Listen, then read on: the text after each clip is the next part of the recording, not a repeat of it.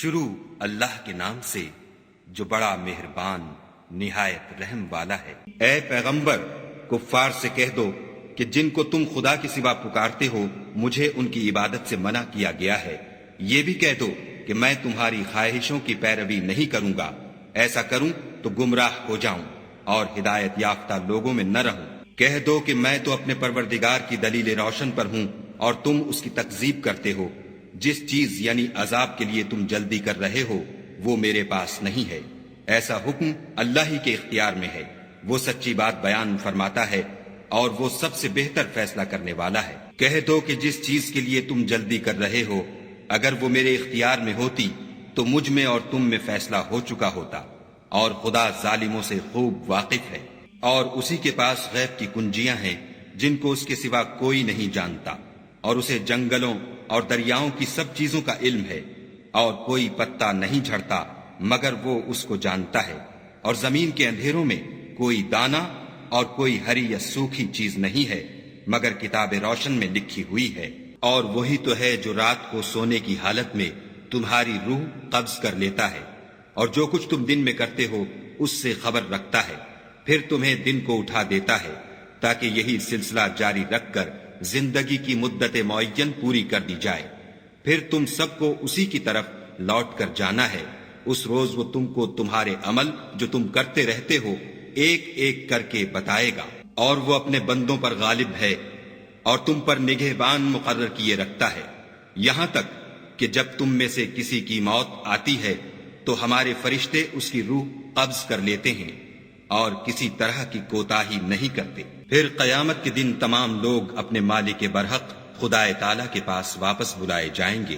سن لو کہ حکم اسی کا ہے اور وہ نہایت جلد حساب لینے والا ہے۔ کہو بھلا تم کو جنگلوں اور دریاؤں کے اندھیروں سے کون مخلصی دیتا ہے جبکہ تم اسے عاجزی اور نیاز پنہانی سے پکارتے ہو، اور کہتے ہو اگر خدا ہم کو اس تنگی سے نجات بخشے تو ہم اس کے بہت شکر گزار ہوں۔ کہو کہ خدا ہی تم کو اس تنگی سے اور ہر سختی سے نجات بخشتا ہے، پھر تم اس کے ساتھ شرک کرتے ہو۔ کہہ دو کہ وہ اس پر بھی قدرت رکھتا ہے کہ تم پر اوپر کی طرف سے یا تمہارے پاؤں کے نیچے سے عذاب بھیجے، یا تمہیں فرقہ فرقہ کر دے اور ایک کو دوسرے سے لڑا کر آپس کی لڑائی کا مزہ چکھا دے۔ دیکھو ہم اپنی آیتوں کو کس کس طرح بیان کرتے ہیں تاکہ یہ لوگ سمجھیں۔ اور اس قرآن کو تمہاری قوم نے جھٹلایا حالانکہ وہ سراسر حق ہے۔ کہہ دو کہ میں تمہارا داروغہ نہیں ہوں، ہر خبر کے لیے ایک وقت مقرر ہے اور تم کو عنقریب معلوم ہو جائے گا۔ اور جب تم ایسے لوگوں کو دیکھو جو ہماری آیتوں کے بارے میں بیہودہ بکواس کر رہے ہیں تو ان سے الگ ہو جاؤ یہاں تک کہ اور باتوں میں مصروف ہو جائیں، اور اگر یہ بات شیطان تمہیں بھلا دے تو یاد آنے پر ظالم لوگوں کے ساتھ نہ بیٹھو، اور پرہیزگاروں پر ان لوگوں کے حساب کی کچھ بھی جواب دہی نہیں، ہاں نصیحت تاکہ وہ بھی پرہیزگار ہوں۔ اور جن لوگوں نے اپنے دین کو کھیل اور تماشا بنا رکھا ہے اور دنیا کی زندگی نے ان کو دھوکے میں ڈال رکھا ہے، ان سے کچھ کام نہ رکھو، ہاں اس قرآن کے ذریعے سے نصیحت کرتے رہو تاکہ قیامت کے دن کوئی اپنے اعمال کی سزا میں ہلاکت میں نہ ڈالا جائے۔